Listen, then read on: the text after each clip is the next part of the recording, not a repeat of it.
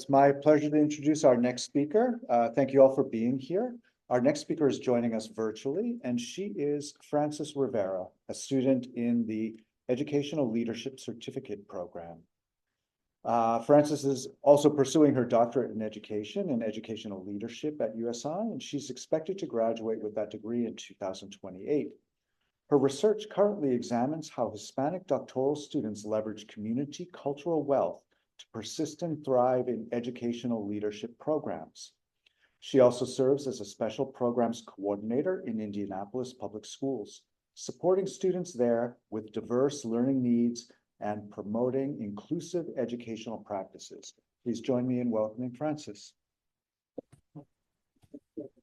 Good afternoon, everyone, and thank you for the opportunity to present today. I am Frances Rivera. I'm a doctoral student in educational leadership, and today I'm going to be presenting my dissertation in progress, Community Cultural Wealth Among Hispanic Doctoral Students, a Testimonio Study. My research examines how Hispanic doctoral students persist in doctoral education by drawing up their cultural assets and community-based resources. Before I move on to the next slide, I want to share a personal story. Several years ago, I began a doctoral program in an R1 university in Texas. Twice, I had to step away, unsure of whether I could actually complete the program, unsure if I actually belonged there. A year after my second attempt at this university, I transferred to USI, and I experienced something very different, something that made finishing feel possible from the very first day. And when I say from the very first day, I mean from the very first moment that we had our virtual meeting with our cohort, I felt like, hey, I can finish this. I belong here. And that made everything change. It made me start asking a different question. Instead of asking whether I belong there or why Hispanic doctoral students struggle, I started to ask myself, how do we succeed? And that question is ultimately what inspired this study. So to start out, I want to ground us in the problem this study is addressing.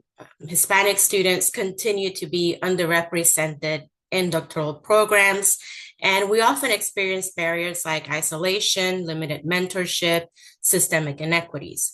And while Hispanics, Latinos, we make up nearly 20% of the US population, we roughly earn about 8 to 9% of doctoral degrees. And for educational leadership programs specifically, national data is sparse, but suggests that representation in that field is only at 5 to 10%, way below parity.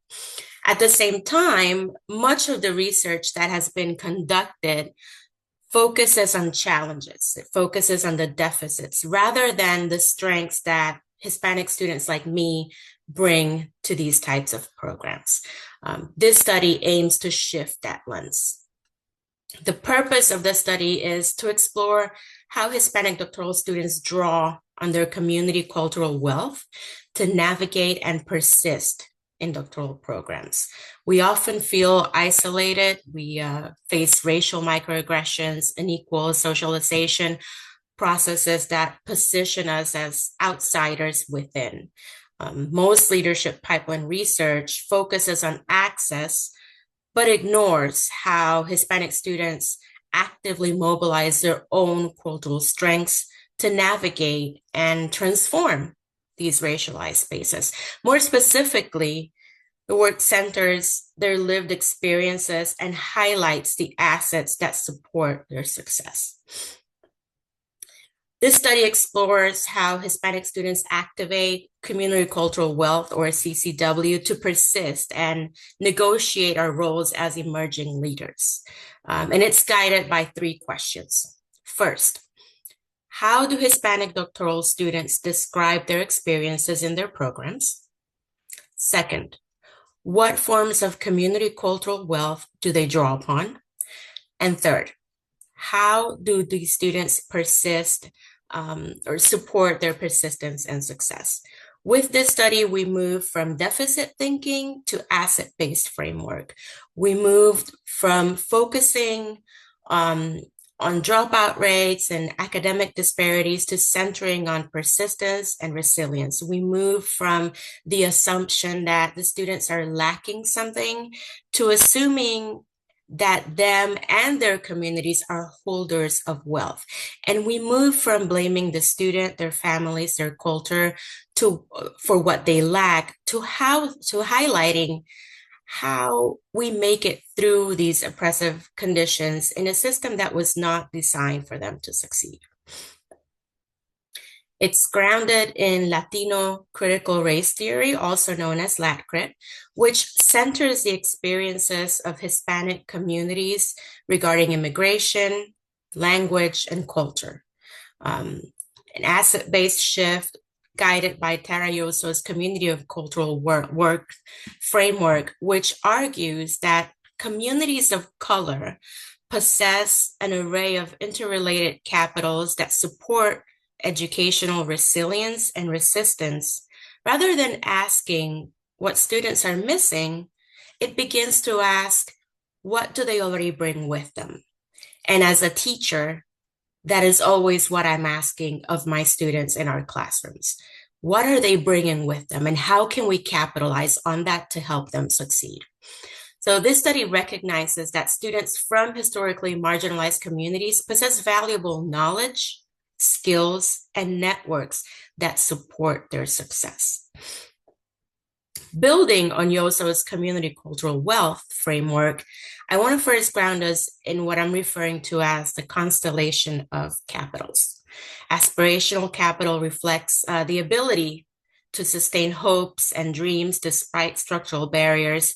It's that continued sense of possibility, even when the system is not always affirming those goals. Then we move into linguistic capital, which includes multilingual skills, storytelling, traditions, and cross-cultural communication practices that students bring with them into their doctoral journeys.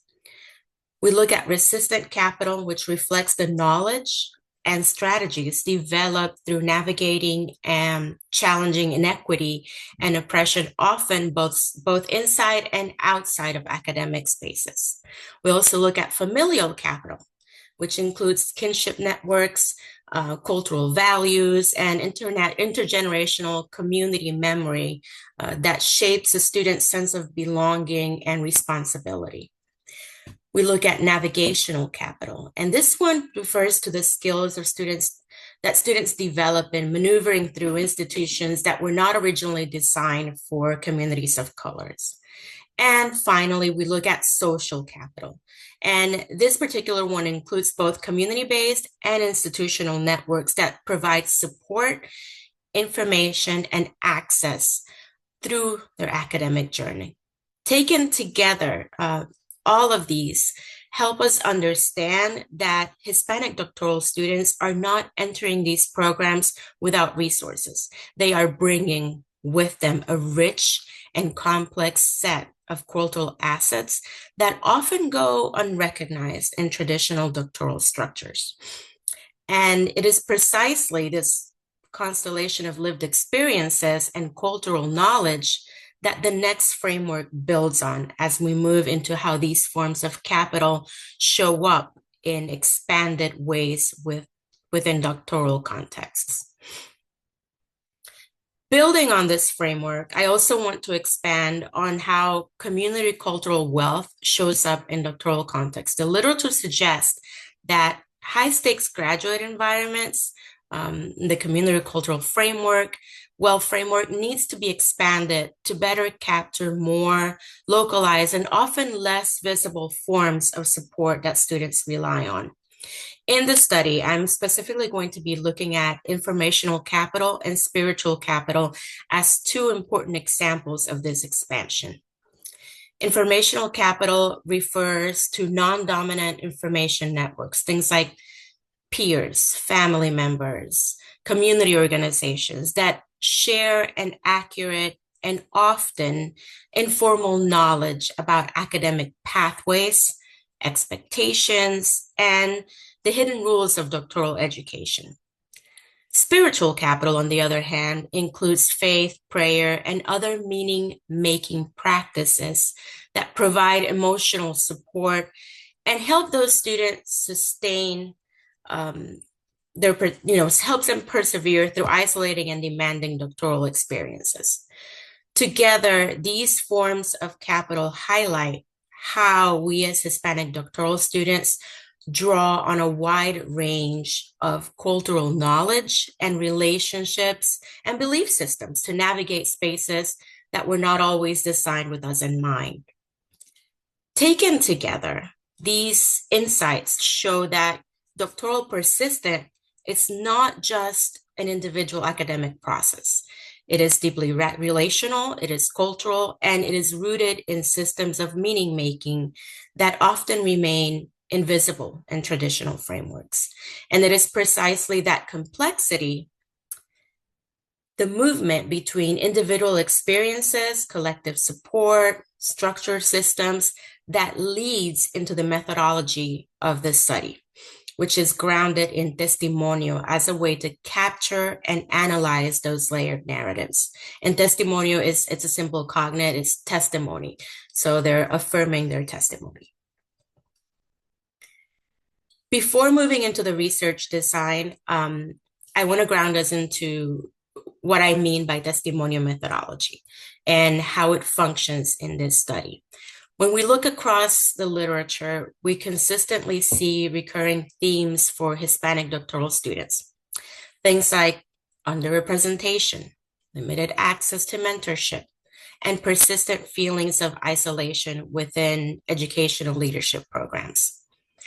While these findings are important, they often stop short of fully capturing how students actually navigate and persist through these experiences.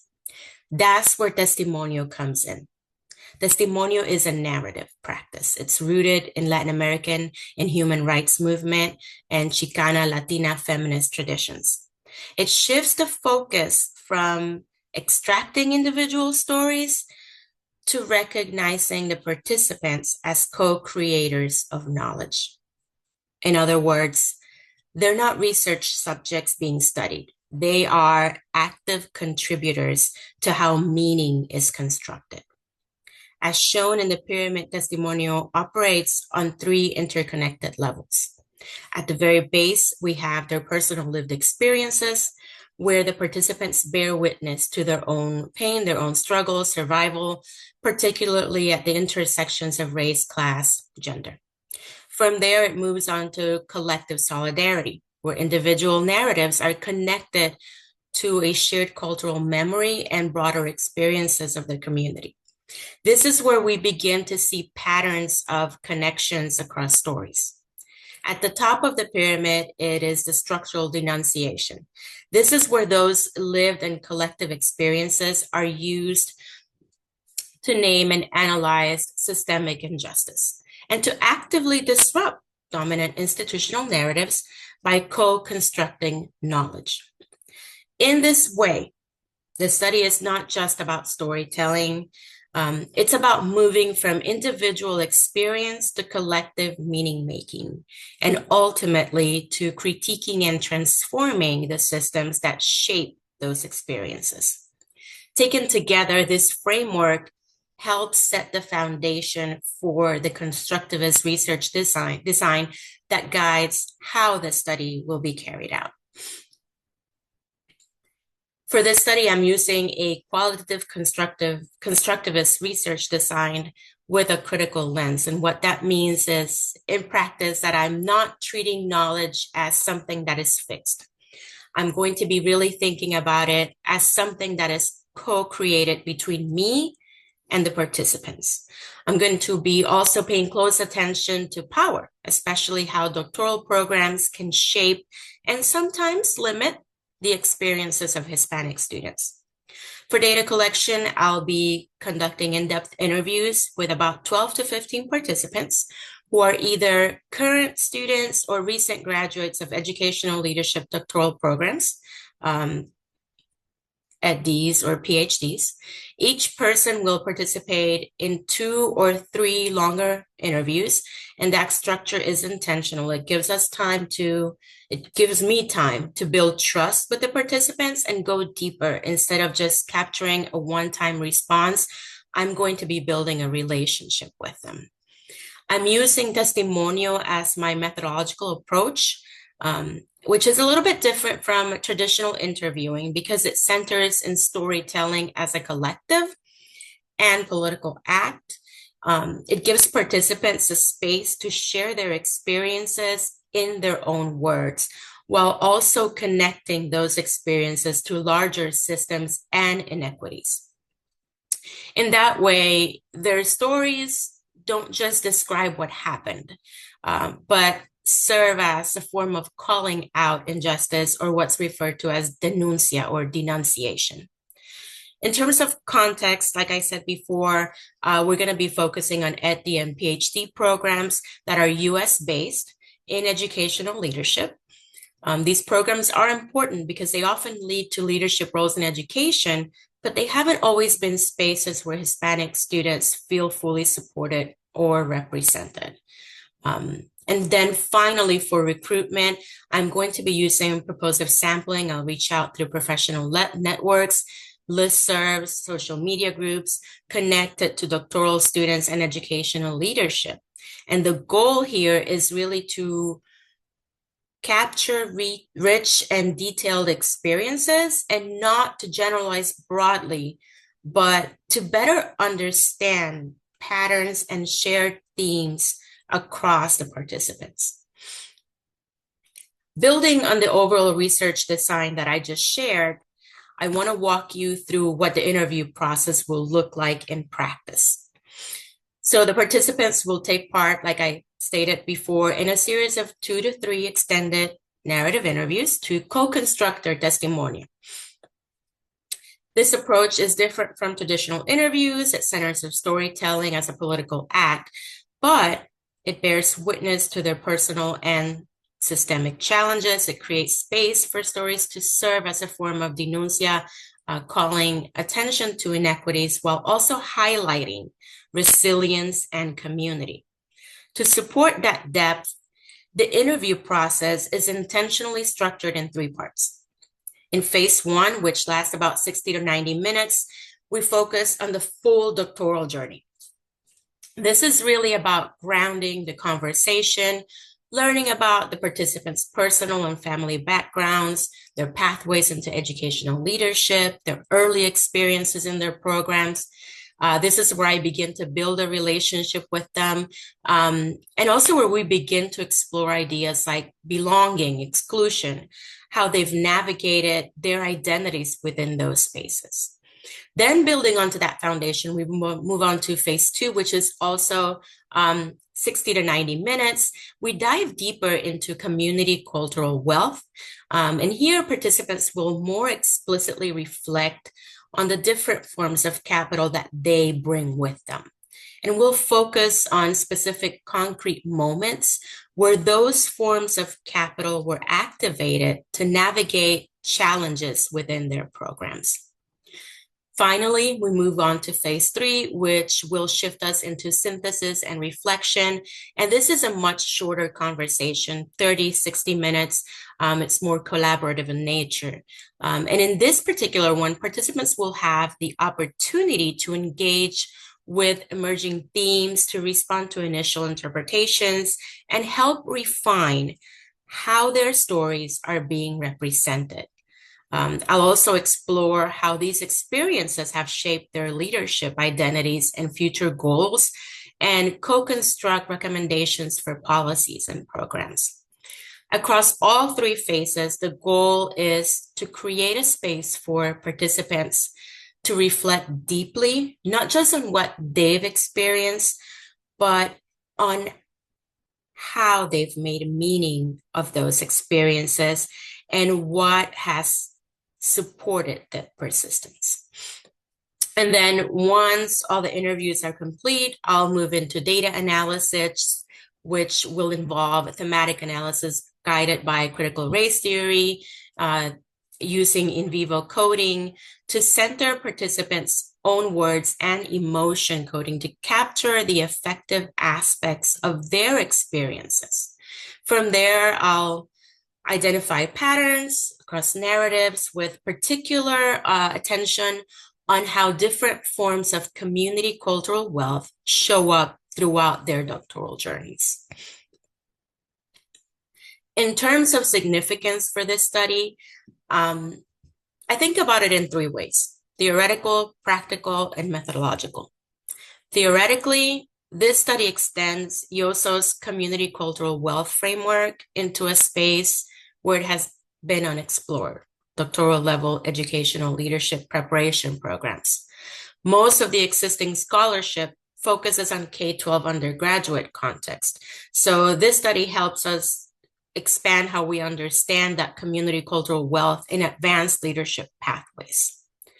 Practicality, the goal is to provide insights for institutional leaders and program faculty. Specifically, it can inform how doctoral programs design recruitment practices, cohort structures, mentoring systems in ways that actually recognize and build on the cultural wealth students are already bringing. Instead of expecting students to assimilate into dominant norms, the focus will shift towards creating environments that sustain and leverage what they already bring to the table. Methodologically, this study models Testimonio as a rigorous and ethical qualitative approach within educational leadership research. It highlights how collaborative storytelling can be used not just as a method of data collecting, but also as a way of generating knowledge that is grounded in participant voice, relationality, and social justice. The study is really about rethinking how doctoral programs see and support Hispanic students, and I'm excited to hear your questions and feedback at the end. I hope it pushes institutions to move beyond deficit-based thinking, more specifically encouraging doctoral programs to shift from being simply Hispanic enrolling to truly Hispanic serving, where students' identities, histories, and community cultural wealth are recognized as strengths rather than barriers. And this is particularly important to me because it's something that I think I have found in USI. Working with Dr. Wilkins has been a pleasure. It has been enlightening and eye-opening in every way. And that is to say that by centering in student voices, we can push back against deficit narratives and diversify the educational leadership pipeline. That includes strengthening mentorship, creating more inclusive environments, and intentionally recognizing and building on the assets that our students are bringing, their cultural assets that they're bringing to the table. When I first left my doctoral program, I didn't have any of that. I questioned if I belong in this space because I wasn't looked at someone who held knowledge, someone who held cultural wealth, who brought assets to the table. What this research is asking instead is a different question. What might change if our institutions finally recognize the cultural wealth our Hispanic scholars bring with them? I want to thank the committee and the colloquium organizers. This work is dedicated to uncovering the cultural assets that sustain Hispanic scholars, and I appreciate your time, and I welcome any questions or feedback that you may have. I cannot hear you.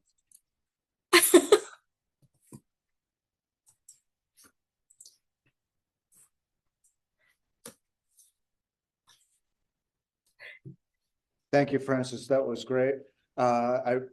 Your remarks at the end about your experience at USI and how you felt welcomed here, particularly warming to me. I haven't mentioned yet that this colloquium today is part of our celebration of Graduate Student Appreciation Week.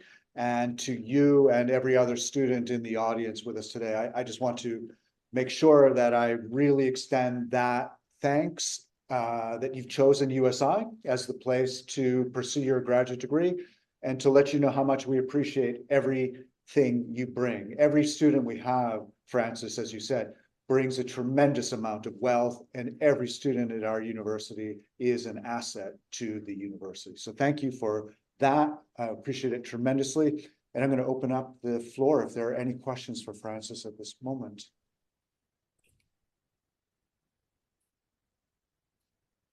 How do we Go, just speak? yeah. If you want to come up, actually, and maybe that will be easier. This is Dr. Stewart, who's the director of the Master of Second Language Acquisition and Policy Culture program. Francis. Hi, thank you so much for your presentation. I found it very interesting. I'm also an assistant professor of Spanish, and so this idea of non-deficit thinking in terms of what different students from different backgrounds can bring to the table, I think is a really important conversation, and one that I have to think about constantly in my classes, where I have Hispanic students who maybe have a very strong cultural background, but don't have necessarily the linguistic skills that maybe even some of their classmates have who are not from a Spanish-speaking background. So I really appreciate that. The one thing I was wondering about is specifically in your data collection process, when you talk about this kind of co-construction of knowledge, is that more like the co-construction, is that between the interviewee and the interviewer, or is that more expansive, including a co-construction of meeting with all of the people who are kind of participating in the study, and are those different stages, is the co-construction different in the different stages? I guess. Oh, that's a great makes sense? question. That's a great question. It makes perfect sense. I would say it's a little bit of both. Of course, they're going to be co-constructing with me as we talk and build a relationship. But then when I'm looking at all the data, I'm going to be using everything they've brought with them to finalize my study and to make determinations. So I would say it's a little bit of both. I really appreciate your question.